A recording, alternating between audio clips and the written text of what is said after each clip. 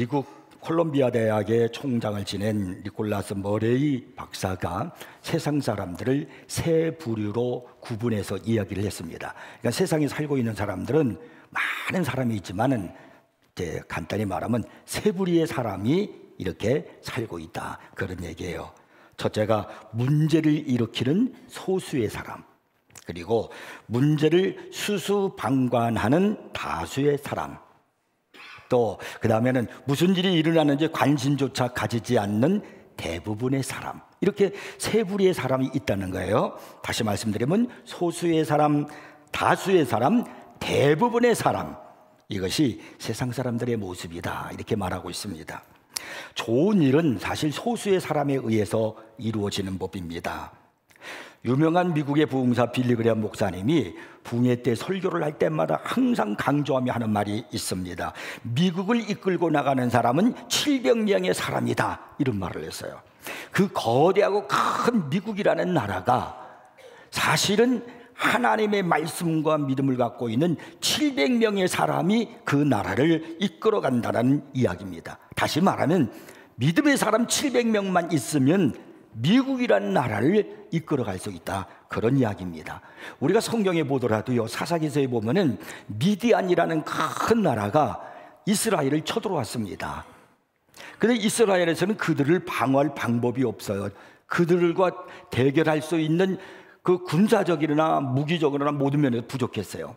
근데 그들이 나가서 그 미디안 군대를 물리쳤던 사람이 누구냐면 기드온과 300용사였어요.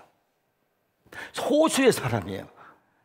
10만 명이 이상이 넘는 미디안 사람들이 쳐들어왔는데 300명의 소수의 사람이 나가서 바로 그들을 물리치고 이스라엘을 위기에서 구원해 냈다는 사실입니다.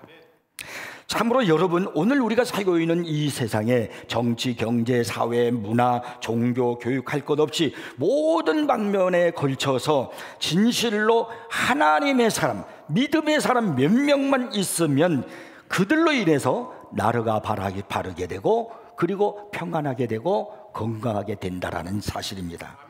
몇 사람의 좋은 사람, 성경적으로 말하면 의인 10사람, 바로 이들이 필요한 거예요. 그런 거 하면 일을 잘못되게 만드는 것도 사실은 소수의 사람입니다. 몇 사람의 정신병자 때문에 온 인류가 고생한다라고 어느 역사가가 말했습니다. 몇 사람의 독재자, 몇 사람의 아청꾼, 그 몇 사람의 악마주의 때문에 온 세상이 시끄럽고 어려운 거예요. 다 그런 게 아닙니다. 우리가 오랫동안 공산주의 때문에 많은 나라와 민족들이 어려움을 당하지 않았습니까? 근데 사실은 그 공산주의 국가가 국민 전체가 다 공산주의자들은 아니에요. 불과 5 내지에서 7% 정도만 공산당이고, 나머지는 전부 다 그 공산 치하에서 고생하고 있는 국민에 불과하다는 겁니다. 이것이 역사의 현실이고 우리에게 보여주는 겁니다. 그렇다고 하면 과연 이 악한 사람 몇 명으로 인해서 전체가 잘못되는 것입니까? 그것만은 아닙니다. 우리는 잘못된 현실을 수수방관하는 다수의 사람에 의해서 더 큰 문제가 있다는 것을 아셔야 됩니다. 분명히 잘못되는 것다는 것을 알고 있어요. 하지만 내 한 몸 편해보겠다고 이기적인 생각으로 외면하는 겁니다. 괜히 개입했다가 내가 손해보면 어떡해, 내가 괜히 그 앞에 나섰다가 내가 문제가 생기고 나에게 어려움이 생기면 어떡해, 이런 생각 때문에 그냥 눈 감아 버리는 거예요. 그냥 수수방관해 버리는 겁니다. 여기에 우리들의 문제가 있고 역사의 문제가 있다는 겁니다. 그러니까 다수가 수수방관하는 틈을 타서 악한 사람 몇 사람이 그 다수를 쥐어잡고, 그리고 세상을 자기 것인 양 마음대로 한다는 것입니다. 그 다음에 세 번째로 무슨 일이 일어나는지 관심조차 가지지 않는 사람이 있어요. 무관심한 거죠. 이들을 우린 이기주의자라고 이렇게 말합니다. 내 앞에 돌아올 이익만 생각하는 거, 관심 없어요. 세상 사람들, 오늘날 사람들 관심 없어요. 누가 어떻게 무엇을 하든지 뭐 관심 별로 없습니다. 나라가 어떤지, 교회가 어떤지, 정치가 어떤지, 뭐 경제가 어떤지 별 관심 없습니다. 강 건너 불 구경하듯이 관심이 없는 대부분의 그런 사람 때문에 오늘 이 사회가 어지러워가는 겁니다. 여러분, 무관심, 이것은 무서운 적입니다. 무책임, 이것은 더 무서운 함정이라는 걸 아셔야 됩니다. 그런데도 세상 사람들은 자꾸 다수를 좋아해요. 무관심한 다수, 이기적인 다수. 그래서 많은 것을 찾고 큰 것을 사모하고 있습니다. 그러나 알아야 됩니다. 항상 위대하고 역사를 만드는 사람은 소수의 사람에 의해서 이루어졌다는 사실을 말입니다. 본문에 보면은 역시 소수의 사람에 의해서 초대교회가 완전히 뒤집어지고 소수의 사람에 의해서 그 거대한 로마 제국이 무너지고 기독교화되는 것을 우리는 역사를 통해서 보게 되지 않습니까? 본문에 보면 세 사람이 등장하고 있어요. 이것은 하나님의 위대하신 역사 앞에 세 사람이 어떤 종류의 사람이고 이 세상 모든 사람을 대변해주고 있는 그런 사람으로서 우리는 어떻게 살아야 할 것인가를 성경 본문은 우리에게 말씀해주고 있다는 겁니다. 자, 첫째는 무관심한 사람이 있어요. 2절을 한번 보겠습니다. 남은서 못 걷게 된 이를 사람들이 메고 오니 이는 성전에 들어가는 사람들에게 구걸하기 위하여 날마다 민문이라는 성전문에 두는 자라. 남은서부터 걷지 못하는 사람이 있다는 겁니다. 이 사람은 하루 종일 앉아가지고 성전에 들어가는 사람들을 상대로 해가지고 구걸하는 거지입니다. 아마도 누군가가 이렇게 메어서 그곳에 갖다 놓아서 그가 거기에서 구걸하는 그런 사람입니다. 근데 중요한 것은 이 거지가 있는 곳이에요. 그가 앉아있는 곳이 어디예요? 성전 문이라고 그랬어요. 성전 문은 아닙니다. 성전 밖입니다. 성전 밖에 있는 거예요. 그러니까 성전 밖에서 그가 가는 성전으로 들어가는 사람들에게 구걸하는 겁니다. 이 사람은 굳이 성전 안에 들어갈 필요가 없어요. 왜냐하면 그의 목적은 예배를 드리거나 기도하거나 이러는 것이 아니라 구걸하기 위해서이기 때문입니다. 여러분, 여기서 우리가 한번 깊이 생각해 봐야 됩니다. 오늘도 우리는 이렇게 하나님 앞에 다 나와 앉아 있잖아요. 모두가 나 성전 안에 들어와 있다고 그렇게 말할 수 있을 것입니다. 그러나 가만히 보면은 물론 몸은 성전 안에 와 있는데 마음과 생각은 성전 밖에 있는 사람들이 꽤 많다는 것입니다. 하나님 앞에 예배를 드릴 때는요, 영과 진리로 예배를 드려야 되는 거예요. 온 맘, 온 정성을 다해서 하나님 앞에 예배를 드려야 되는 겁니다. 삭개오가 예수님을 만나기 위해서 사람들이 많이 있으니까 볼 수가 없잖아요. 그는 키가 작아서요. 그런데 이 삭개오가 어떻게 했습니까? 돌무화 나무, 뽕나무 위로 올라갔단 말입니다. 그게 그의 마음이에요. 나 예수님 보고 싶다는 거예요. 그래서 내가 이 돌무화 나무 위에 올라가서라도 예수님 내가 보고 만나고 싶다는 겁니다. 이 마음, 이것이 중요한 거예요. 사슴이 시냇물을 찾기에 갈급함같이 내 영혼이 주를 찾기에 갈급하나이다. 이것이 우리의 마음이 되어야 돼요. 근데 오늘 우리는 교회에 나와서 예배를 드리는데 어떤 모습의 예배를 드리고 있습니까? 성전문에 있는 그 거지처럼 그런 상태로 예배를 드리고 있지는 않습니까? 이사야 선지자는 그 당시 이스라엘 백성들의 신앙의 모습을 이사야서 1장 12절에서 이렇게 말하고 있습니다. 너희가 내 앞에 보이러 오니 이것을 누가 너희에게 요구하였느냐? 내 마당만 밟을 뿐이니라. 우리가 하나님 앞에 보이러 온 건 아닐까요? 예배당에 와서 여러분 목사에게 아니면 다른 사람들에게 보이러 오는 것은 아닐까요? 그래서 마당만 밟고 가는 그런 이스라엘 백성들 같은 모습의 신앙생활을 하고 있는 것은 아닐까요? 요즘 우리식으로 말하면 의자만 덮이고 간단 말입니다. 여기서 주님을 만나는 어떤 역사를 경험하지 못하는 거예요. 삭개오처럼 돌무화과 나무에 올라가서 예수를 보고 싶어자 하는 그런 갈급한 마음, 사슴이 시냇물을 찾듯이 갈급한 것 같이 나도 그런 마음으로 예수님을 만나고 갈급하는 그런 마음으로 주님 앞에 나와서 예배를 드리고 있느냐 이 말입니다. 그냥 습관적으로 여기 오늘 본문에 나오는 못 걷는 사람처럼 성전문에 그냥 앉았다, 때가 되면 가는 거예요. 또 앉았다, 때가 되면 가요. 근데 성경에 보니까 날마다 이 사람은 왔다 그랬거든요. 그 출석률은 굉장히 좋아요. 근데 실제적으로 그에게서 발견할 수 있는 것은 형식적인 것이라는 겁니다. 이 본문에 걷지 못하는 사람에게서 발견할 수 있는 가슴 아픈 사실이 뭔 줄 아십니까? 남은서부터 못 걷게 된 자신의 이 불행한 불구를 장애를 사람들에게 이렇게 더 보이면서 동족을 사서 밥벌이를 하는 수단으로 삼았다는 겁니다. 아마도 그 거지는 더 많은 사람들에게 동정을 사기 위해서 자신의 불행을 더 보이려고 했는지도 모르지요. 그러나 이 사람뿐만이 아닙니다. 어떤 사람에게는 하나님께서 아름다운 미모를 주셨어요. 요즘은요, 미모가 상품입니다. 그래서 얼굴 잘생긴 사람들 보십시오. 돈 잘 법니다. TV도 나가고, 그리고 또 뭐 광고에도 출연하고, 그 광고로 돈 버는 게 더 많잖아요. 하나님이 주신 아름다운 미소를 상품화해 버렸습니다.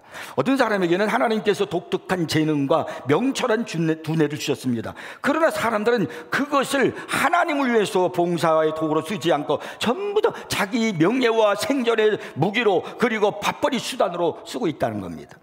하나님이 주신 재능과 축복과 건강과 능력들을 하나님의 영광을 위해서 쓴다면 그 인생은 정말 행복해집니다. 평안해집니다. 그러나 이것을 이기적인 목적으로 나의 명예를 위해서, 나의 부를 위해서, 나의 편안함을 위해서 사용하면 그 사람은 사용할수록 그의 인생은 불안합니다. 고달픕니다. 돈은 벌었지만 마음에 평안이 없어요. 끊임없는 목마름과 허무감 때문에 발버둥을 치게 될 것입니다. 이 거지에게 있어서 더 불행한 것은요, 생을 체념했다는 겁니다. 몸이 병들었다고 마음까지 병들어 있는 겁니다. 육체가 걷지 못했다고 마음까지 주저앉아 버렸습니다. 여러분, 경제적으로 가난하다고 마음까지 비굴해지지 말아야 돼요. 몸이 병들었다고 정신까지 병들어서는 안 됩니다. 사업에 실패했다고 해서 인격까지 실패해서는 안 되는 겁니다. 한번 역설적으로 생각해 보세요. 몸이 불편한 대신 영혼이 건강하고, 세상 일에는 실패했지만 신앙에는 성공했고, 그리고 세상 명예는 실패했지만 하나님 앞에 진실한 자신의 모습을 찾고 하나님과 깊은 교제를 나누고 있다면 그 사람은 정말 행복한 사람이에요. 그 사람은 정말 복된 사람이에요. 누구는 성전 예배 한번 드리기 위해서 예루살렘 성전에 오기 위해서 평생을 모아가지고 전 세계에서 예루살렘으로 모여드는 거예요. 사도행전 2장에 보면은 오순절날이 임했을 때 많은 사람들이, 전 세계에서 사람들이 모여든 것을 우리가 볼 수 있습니다. 그런데 이 사람, 지금 오늘 본문에 나와는 못 꼽는 사람은 성전 문 안에 있어요. 자기는 얼마든지 들어갈 수 있는데 들어가지도 않고 성전 문 안에서 그가 예배 드리는 거 관계없어요. 그 안에서 무엇이 일어난지 상관없어요. 무관심한 거예요. 오늘 교회 안에 성전에 오지만 무관심한 교인들이 너무나 많아요. 교회에서 무엇을 하든지 난 관심 없어요. 교회에서 어떤 일을 행사를 해도 관심 없어요. 옛날에는 안 그랬거든요. 부흥이 한번 하면 교인들이 다 나오고 막 이웃 교인도 나오는데, 요즘에는 이웃 교인이 안 오는 건 둘째 쳐놓고 본 교인도 안 나와요. 관심 없어요. 이것이 바로 성전문에 앉아있는 못 걷는 사람의 모습이라는 거예요. 그 모습 속에서 우리의 모습을 볼 수 있어야 됩니다. 여기에는 역사가 나타나질 않아요. 두 번째는 변화된 사람이 있습니다. 1절을 한번 보겠습니다. 제9시 기도 시간에 베드로와 요한이 성전에 올라갈새, 여기 보니까 두 사람이 등장하죠. 베드로와 요한. 예수님의 사랑하는 두 제자가 등장을 하는데, 우리가 복음서를 읽어보면은 이 베드로, 요한 이 사람의 모습은 상당히 인간적인 그런 모습을 우리가 발견하게 됩니다. 먼저 요한은 야고보와 형제로서 예수님의 사랑을 많이 받은 제자이긴 해요. 그래서 우리가 요한 하면 성경을 통해서 우리가 풍기는 그런 그 요한의 모습은 좀 조용한 사람, 사랑이 많은 사람, 그리고 또 생각이 깊고 얌전한 사람, 그런 사람으로 우리가 생각하기 쉽거든요. 그런데 성경의 마가복음 3장 17절에 보면 예수님께서 이 요한에게 별명을 붙여주셨어요. 뭐라고 별명을 붙여주셨냐면, 또 세베대의 아들 야고보와 요한의 형제 요한이니, 야고보의 형제 요한이니 이 둘에게서 보아너게 곧 우리의 아들이란 이름을 더하셨으며 그랬어요. 여기 요한에게 예수님께서 별명을 붙여주셨는데 우리의 아들이라는 거예요. 이 우리의 아들이라는 것은 천둥과 벼락의 아들, 그런 뜻입니다. 그러니까 천둥과 벼락이 동반하는 것처럼 대단히 시끄럽다는 거예요. 즉흥적이라는 거예요. 여러분, 천둥과 벼락이 칠 때 예보하고 옵니까? 10분 후에 천둥 옵니다, 천둥 칩니다. 그런 거 와서 어느 순간에 그냥 왕쾅쾅쾅 그러잖아요. 바로 이 요한이 그렇다는 거예요. 그러니까 천둥과 벼락을 동반하는 것처럼 즉흥적이고 시끄러운 사람, 또 이 우리의 아들이라는 이 말 속에는 격렬하고 거친 어떤 감성적이고 거센 열정을 가진 그런 사람으로 떠오르게 됩니다. 실제로 그가 그런 행동을 성경에서 보여주고 있는 걸 찾아볼 수 있습니다. 누가복음 9장 50절부터 56절에 보면은 요한의 성격을 파악할 수 있는 내용이 나오거든요. 여러분, 이제 자막에 떴지만 제가 읽어볼 테니까 같이 한번 저는 읽고 여러분은 자막을 보면서 한번 요한의 성격을 찾아보십시오. 예수께서 승천하실 기약이 차감해, 이것은 이제 죽으실 때가 됐다는 거예요. 그래서 예루살렘을 향하여 올라가기로 굳게 결심하시고, 예루살렘을 올라가는 건 십자가를 지시고 죽으시기 위해서 가시는 거예요. 그래서 사자들을, 이제 사람들을 먼저 앞서 보내심에 그들이 가서 예수를 위하여 준비하려고 사마리아인의 한 마을로 들어갔더니, 이스라엘은 북쪽에서 남쪽에 있는 예루살렘으로 가려면 그 중간에 사마리아라는 마을이 있어요, 도시가. 근데 이 도시는 유대인들이 아주 싫어합니다. 그래서 그곳으로 잘 안 가요. 돌아다녀요. 근데 그걸 지나가면 빨리 갈 수 있거든요. 그래서 예수님께서 사자를 보내가지고 그쪽으로 지나가려고 이제 그랬던 거예요. 그랬더니 예수께서 예루살렘을 향하여 가시기 때문에 그들이 받아들이지 아니한지라. 사마리아 사람들이 못 가 그러는 거예요. 유대인들이잖아, 못 가. 그리고 막는 거예요. 근데 그 소리를 들었던 계속 성경에 제자 야고보와 요한이 이를 보고 이르되 뭐라뇨? 주여, 우리가 불을 명하여 하늘로부터 내려 저들을 멸하라 하기를 원하시나이까? 주님, 하늘에서 불이 떨어져가지고 예수님께서 가시고자 하는 그 길을 막아요? 불 내려가지고 벼락 내려가지고 다 태워서 그냥 죽여버립시다. 이거 얼마나 즉흥적이에요. 이게 요한이에요. 요한의 이게 성격의 마음이에요. 그랬더니 예수께서 돌아보시며 꾸짖으시고 함께 다른 마을로 가시니라. 주님은 피해서 그냥 그렇게 싸울 필요가 없고 그렇게 할 필요 없고 그렇게 화내면 안 된다. 요한에게 책망을 하시고 꾸짖으시고 피해서 다른 마을로 가셨다는 겁니다. 여기에서 우리는요, 예수님이 요한에게 주셨던 이 우리의 아들이라는 별명을 실감하게 느낄 수가 있는 겁니다. 이 사람이 얼마나 격정적이고 성질이 사나운 사람인가. 막 즉흥적인 불과 같은 사람, 그 사람이 요한이에요. 그런데 여러분, 이 요한이라는 이 사람이 변화되었습니다. 성경에 기록된 그 사도 요한이 성경을 기록했거든요. 성령의 감동을 받아서 성경을 기록했는데, 요한이 기록한 성경이 뭐냐면 요한복음, 요한 1, 2, 3서, 요한계시록이에요. 이 사도 요한이 기록한 거야. 그런데 그 성경들을 읽어보면 가장 많이 나오는 단어가 뭔 줄 아십니까? 사랑이야, 사랑. 다른 성경보다도 유독이 사랑이 많이 나와요. 특별히 요한일서 4장 7절, 8절을 제가 한번 읽어볼게요. 이 두 절이에요. 여기서 사랑이라는 단어가 몇 번 나오는가, 이렇게 한번 제가 읽을 때 꽂아봐요. 손으로 이렇게 몇 번 나오는가. 그리고 이제 대답하세요. 자, 제가 읽어볼게요. 사랑하는 자들아, 우리가 서로 사랑하자. 사랑은 하나님께 속한 것이니 사랑하는 자마다 하나님으로부터 나서 하나님을 알고, 사랑하지 아니하는 자는 하나님을 알지 못하나니 이는 하나님은 사랑이시니라. 몇 번 나와요? 6번 나오죠. 이 짧은 두 절 속에 6번 그냥 사랑, 사랑, 사랑, 사랑, 사랑. 이게 사도 요한 변화된 겁니다. 이 격정적인 사람, 남을 비판하고 판단하기를 좋아하고, 그리고 자기가 하고자 하는 일을 막고 있으면 그래 불을 내려서라도 죽이고 싶어하는 사람, 그런 사람이 지금은 사랑의 사도로 바뀌어진 것을 볼 수가 있어요. 변했다는 거예요. 자, 그러면 베드로는 또 어떨까요? 원래 이 베드로는 시몬이라는 이름을 가지고 있는 사람이었죠. 근데 예수님께서 어느 날 반석이라는 이름을 뜻을 가진 베드로라는 이름으로 바꿔주셨습니다. 요한복음 1장 42절을 보시면은 데리고 예수께로 오니 예수께서 보시고 이르시되 내가 요한의 아들 시몬이니 장차 게바라 하리라 하시니라. 게바는 번역하면 베드로라. 베드로, 게바 똑같은 말이에요. 근데 그 뜻은 반석이라는 거예요. 반석, 그러면 든든하잖아요. 변함없이 좀 믿을 만한. 근데 사실 베드로는 믿을 만한 사람이 못 돼요. 약한 사람이에요. 조속으로 변하는 사람이었습니다. 우리가 잘 아는 대로 예수님께서 십자가를 앞에 두고 겟세마네 동산에서 기도하고 계실 때 그때 뭐라고 그러셨냐면요, 너희가 다 나를 버리리라, 그런 말씀을 하셨어요. 그러더니 베드로가 딱 나서면서 이렇게 말을 하는 겁니다. 베드로가 여짜오되 다 버릴지라도 나는 그러하지 않겠나이다. 아주 큰 소리 탁 치지요. 그때 예수님께서 베드로에게 뭐라고 하셨냐면 이런 말씀을 하세요.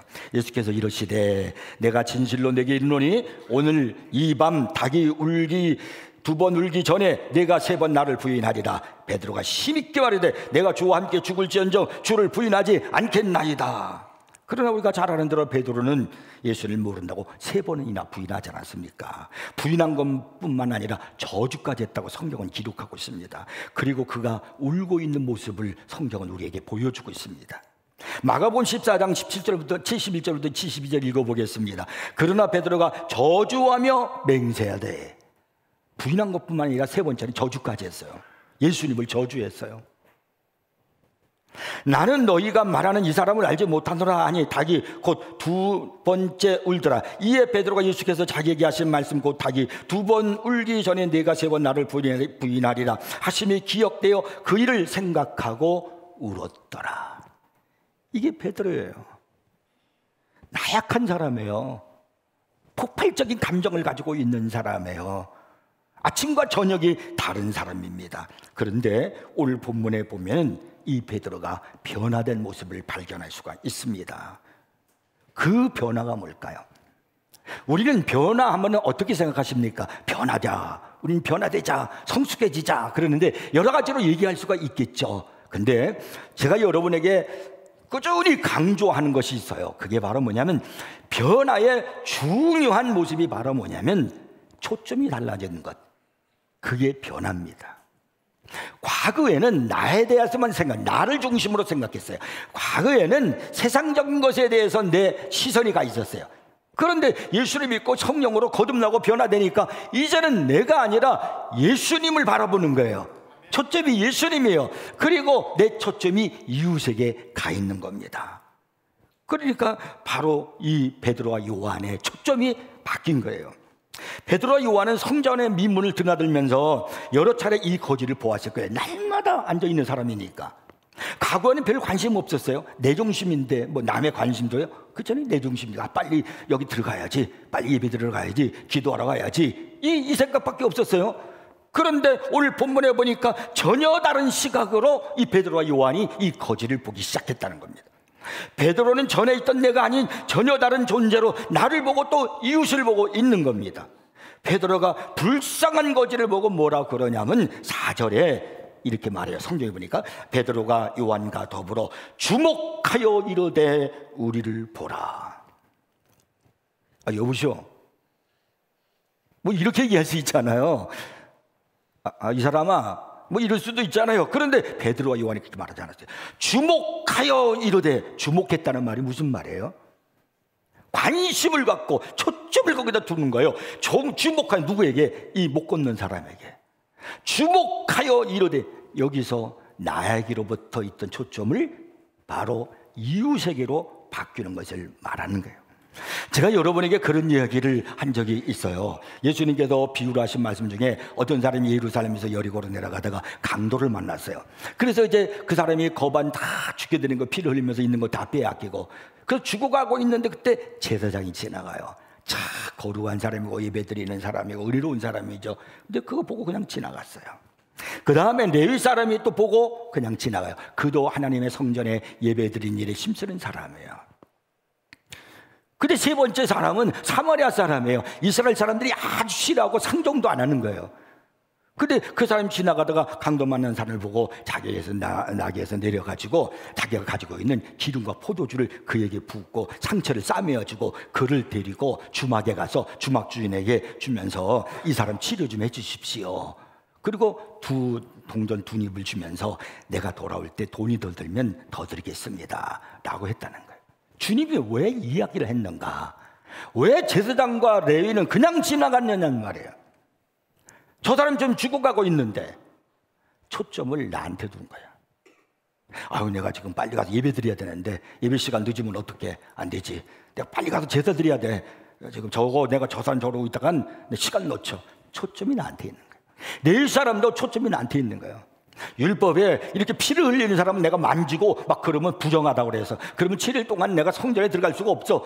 그러면 나는 어떻게 안 되잖아. 누군가가 있겠지. 우리 시교는 하나님의 뜻이면 저 사람 살려주겠지 뭐. 뭐 그렇게 생각을 하고 그냥 지나가는 거예요. 그 초점이 자기한테 있는 거예요. 근데 사마리아 사람은 초점이 이 강도에게 있는 거예요. 저 불쌍한 사람, 저 죽어가는 사람. 그래서 내리는 거예요. 낙에서 내려서 그를 도와주는 거예요. 이게 변화예요. 지금까지 초점을 나한테 뒀던 것을 이웃에게 두는 거예요. 그 다음에 6절을 보십시오. 6절을 보시면 은과 금은 내게 없거니와 내게 있는 이것을 내게 주노니 나사렛 예수 그리스도의 이름으로 일어나 걸어라 그랬어요. 이제는 초점이 예수 그리스도께 있는 거예요. 이 베드로와 요한이요. 그래서 예수 그리스도의 이름으로 일어나 걸어라 하고 소리치는 겁니다. 여러분, 초점을 세상에 두고 사람에게 두고 명예를 두고 돈에 두면 넘어지고 실패합니다. 그런데 여러분의 초점을 예수 그리스도께 두잖아요. 그러면 그분은 전능자요, 그는 생명의 주요, 그분 하나님이십니다. 그러면 그분으로부터 내가 능력을 얻을 수 있습니다. 그래서 초점을 예수님께 두고 살아가는 사람은 능력이 사람이 되는 거예요. 담대한 사람이 되는 거예요. 그리고 초점을 예수님께 두고 있으니까 베드로, 요한, 예수님 모른다고 부인하고 도망가고 그랬던 제자들 아니에요? 그런데 오늘 본문에 보니까 뭐라면 담대하게 나사렛 예수 그리스도의 이름으로 걸어라 소리를 치는 거예요. 얼마나 담대합니까? 달라져야 돼요. 여러분, 초점을 바꾸셔야 됩니다. 이 두 사람이 초점이 바뀌고 변화된 이 두 사람이 예루살렘을 다 뒤집어 놓은 거예요. 그냥 막 초대교회가 막 역사가 일어나기 시작하는 겁니다. 많은 사람이 그런 게 아니에요. 세상은 온통 금과 이야기로 가득 차 있죠. 은과 금은 내게 없거니와. 과거는 우리는 그렇게 초점을 둬요. 돈에 대해서 자꾸 자기가 있는 돈, 재산 얼마 있고 뭐 어떻게 하고, 그리고 뭐 또 그냥 남은 여생을 어떻게 돈이 있어 얼마 있어 살고 뭐 이런 데에 관심이 많아요. 모든 인간을 돈으로 다 평가해요. 사람의 능력을 돈으로 평가해요. 돈 이야기를 빼면 세상에는 할 얘기가 없을 정도예요. 그래서 교회도 돈 이야기를 합니다. 은과 금에 대한 이야기를 합니다. 근데 교회는 금과 은에 대한 이야기를 하는 것이 아닙니다. 교회는 예수 그리스도의 능력을 얘기하는 것입니다. 유명한 토마스 아퀴나스라는 사람이 있잖아요. 그 사람이 이런 말을 했잖아요.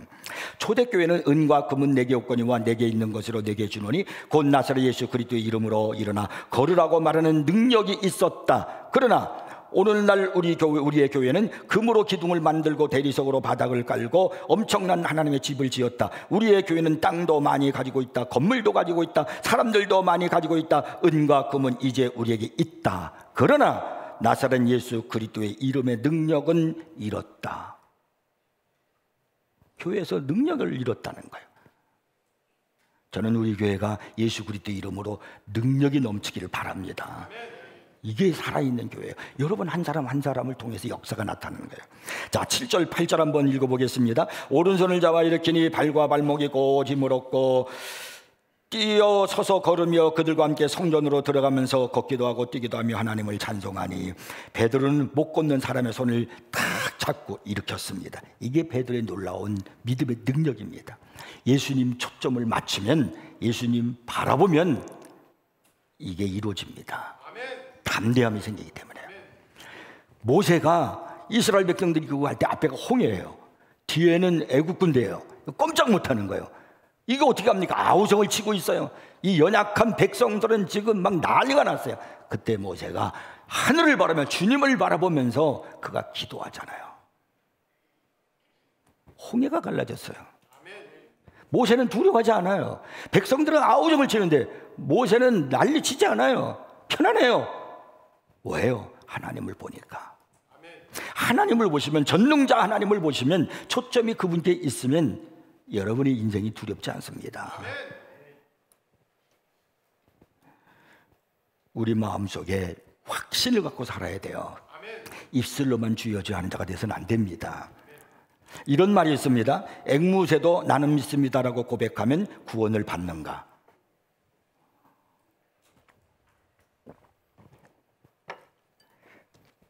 이제 앵무새에게 맛있는 음식을 주면서 앵무새는 말을 잘 따라하잖아요. 요한복음 3장 16절을 읽어주는 거예요. 자꾸 하나님이 세상을 이처럼 사랑하사 독생자를 주셨으니 막 그래. 그러면 앵무새가 잘 따라하죠. 자꾸 들려주면요. 그리고 믿습니다, 믿습니다, 믿습니다. 그러면 앵무새가 믿습니다, 믿습니다 그래요. 그러면 앵무새가 믿습니다, 믿습니다고 반복한다고 그 앵무새 보고 구원받았네? 이렇게 말할 수 있느냐는 거예요. 아니죠. 예수 그리스도의 이름으로 변화가 일어나야 됩니다. 변화됨이 없는 반복적인 신앙생활은 성전문에 놓여있는 거지나 마당만 맞는 이스라엘 백성들과 같은 겁니다. 자, 마지막 세 번째는요, 제9시 기도 시간에라는 거예요. 자, 어떻게 이런 놀라운 기적이 일어났을까요? 베드로와 요한은 어떻게 담대하게 믿음을 선포하고 모든 사람들이 그들이 행한 기적을 보고 깜짝 놀라게 했을까요? 그게 바로 1절입니다. 제9시 기도 시간에 베드로와 요한이 성전에 올라갈새. 지난날의 베드로와 요한과 본문에 나와 있는 베드로와 요한의 모습이 다른 점이 있다면 지금은 기도하는 사람으로 바뀌었다는 거예요. 십자가를 앞에 두고 겟세마네 동산에서 기도하시던 예수님께서 베드로에게 뭐라고 말씀하셨냐면, 너희가 나와 함께 1시간도 이렇게 깨어 있을 수 없더냐? 시험에 들지 않게 깨어 기도하라 그러셨어요. 그런데 베드로가 뭐 했습니까? 잠만 잤어요. 기도 안 하고 잤어요. 기도하지 않았던 베드로, 요한 결국은 예수님 부인했어요. 저주했죠. 그들에게서 실패한 모습을 볼 수 있어요. 근데 예수님께서 사도행전 1장에 보니까 승천하시면서 뭐라고 말씀하시냐면, 예루살렘을 떠나지 말고 성전을 떠나지 말고 그런 말이에요. 내게서 들은 바보리 약속하신 것을 기다리라. 요한은 물로 세례를 베풀었으나 너희는 몇 날이 못되어 성령으로 세례를 받으리라 그러셨습니다. 그래서 베드로와 요한을 비롯해서 120명의 사람들이 바로 이 말씀을 붙들고 예루살렘 떠나지 아니하고 마가다라방에 모여서 간절히, 성경에 보면 오로지 기도에 힘썼다 기록하고 있어요. 사도행전 1장에 오로지 기도에 힘썼다. 그랬더니 오순절날이 이뤘을 때 사도행전 2장 1절부터 성령이 강림하심으로 말미암아 모두가 그 사람 다 성령 충만 받았습니다. 베드로, 요한은 뭐 두말할 필요도 없지요. 그 후로부터 베드로, 요한은 기도의 사람이 된 겁니다. 우리가 여기서 이 1절에서 눈여겨서 여러분이 보셔야 할, 주목하셔야 할 그 말이 있어요. 그게 바로 뭐냐면 제9시 기도 시간에 라는 그 말입니다. 이 제9시 기도 시간에 라는 말은 지금 우리 시간으로 말하면 이건 유대 시간이에요. 오후 3시를 말하는 거예요. 베드로, 요한 이 두 사람이 기도가 습관화되어 있다는 걸 우리에게 얘기해 주는 거예요. 기도 시간이니까 3시만 되면 기도하러 가는 거예요. 우리는 한평생 살면서 가질 수 있는 모든 습관 가운데 가장 거룩한 습관이 있다면 그건 기도하는 습관입니다. 예수님은요, 기도할 필요가 없는 분이에요. 그분은 하나님이십니다. 그럼에도 불구하고 그분은요, 습관을 쫓아 기도하셨다고 성경이 기록하고 있어요. 근데 왜 우리는 기도 안 합니까? 성경은 뭐라 하냐면, 이 종말의 시대가 될 때 마귀가, 악한 사탄 마귀가 우는 사자처럼 입을 벌리고 삼킬 자를 두루 찾고 있다고 그렇게 말씀하고 있는데, 이런 시대에, 어려운 시대를 살고 있는데 성경은 우리에게 그렇게 말씀하고 있는데 왜 우리는 잠을 자고 있습니까? 베드로처럼요. 우리가 기도의 습관을 가지면 기도의 영성이 우리에게 나타나게 되고, 그렇게 되면 우리는 능력의 사람이 되는 겁니다. 적은 수로 큰 힘을 나타낼 수 있는 것은 기도에 있다는 걸 여러분 잊지 마십시오. 예수님께서 마태복음 18장 19절부터 20절에 그 약속을 하셨어요. 진실로 다시 너희에게 이르노니 너희 중에 두 사람이 땅에서 합심하여, 두 사람이 적은 수에 가장 적은 수, 땅에서 합심하여 무엇이든지 구하면 하늘에 계신 내 아버지께서 그들을 위하여 이루게 하시리라. 두세 사람이 내 이름으로 모인 곳에는 나도 그들 중에 있느니라. 그러면 모여서 기도하면 두세 사람, 건 베드로와 요한이 기도하는 거예요. 그러다가 예수님을 바라보고 초점을 예수님께 두고 기도하면 능력이 생겨요. 마음이 확실히 생겨요. 담대함이 생겨요. 그러니까 나무들부터 걷지 못하는 사람을 향하여 예수 그리스도의 이름으로 일어나 걸어라 그러고 잡아일으키는 거예요. 그래서 그가 기적이 나타나는 겁니다. 아무리 여러분 내 생활이 바쁘고 피곤해도 기도는 중단할 수 없는 우리의 가장 우선순위라는 걸 잊지 마십시오. 다윗은 시편 55편 17절에서 이런 고백을 했습니다. 저녁과 아침과 정오에 내가 근심하여 탄식하리니 여호와께서 내 기도를 들으시리로다. 그는 기도하는 사람이었다는 거예요. 그래서 다윗은 끊임없는 고난과 역경과 숱한 그 핍박 속에서도 그의 인생을 더욱 빛나게 할 수 있었던 겁니다. 왜? 끊임없는 그의 기도가 그렇게 만든 거예요. 참 우리는 기도하기 어려운 시대를 살아가고 있어요. 그래서 저는 할 수만 있으면 성도들이 한 사람이라도 더 나와서 기도하는 교회가 되기를 바라서 우린 기도회를 만들었잖아요. 2시 기도회도 있고, 그리고 매일 저녁에 기도회도 있고, 그리고 제일 중요한 건 갈멜산 기도회, 금요일 날 있는 갈멜산. 금요일 날 갈멜산 기도회는 다 나오세요. 무관심하지 마세요. 방관자가 되지 마십시오. 지금은 그럴 때가 아닙니다.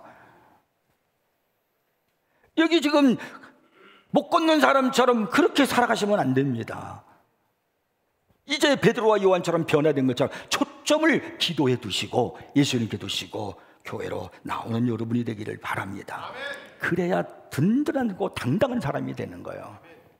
믿음이 좋은 유명한 정치범의 이야기가 있습니다. 정치범이 재판관 앞에 서게 됐어. 어느 날 그 재판관이 그에게 묻습니다. 선고를 내리기 전에 마지막으로 할 말 없습니까? 그랬어요. 그랬더니 그가 없습니다 라고 대답했습니다. 그러자 재판관이 진지한 말투로 천천히 또박또박 엄중하게 이렇게 말했습니다. 나는 당신이 앞으로 어느 날 교수형에 처해질 것을 선고합니다. 당신에게 사형을 선고합니다. 재판장이 그날 사형을 선고하고 땅땅땅 했다가 그날로 죽는 게 아니잖아요. 이제 어느 날 지나다가 사형 선고가 이제 되면 이제 그때 선고 날이 따로 오잖아요. 이제 그 얘기를 한 거예요. 그러니까 이 정치범이, 믿음의 정치범이, 이 사람이 뭐라고 얘기했냐면, 존경하는 재판장님, 자연히 당신에게도 사형 선고를 내렸습니다. 무슨 얘기인지 모르시겠습니까? 우리는 자연적으로 자연에 따라 다 죽게 돼 있어요. 다 우리는 사형 선고 받고 살아가는 거예요. 그렇잖아요. 그래서 이 사람은 존경하는 재판장님, 자연히 당신에게도 사형 선고를 내렸습니다. 그리고 당당하게 그가 자기 감방으로 갔다는 겁니다. 당당하게 살자고요. 여러분 힘있게 살기를 바랍니다. 여러분 한 사람을 통해서, 기도하는 베드로와 요한과 같은 사람을 통해서 우리 교회가 달라져요. 우리 세상이 달라집니다. 무릎으로 살아야 할 때입니다. 잊지 마시고 여러분 적은 수지만 큰 힘을 내는 우리 성도들이 되기를 주의로 축복합니다. 기도하겠습니다. 하나님 아버지 감사합니다.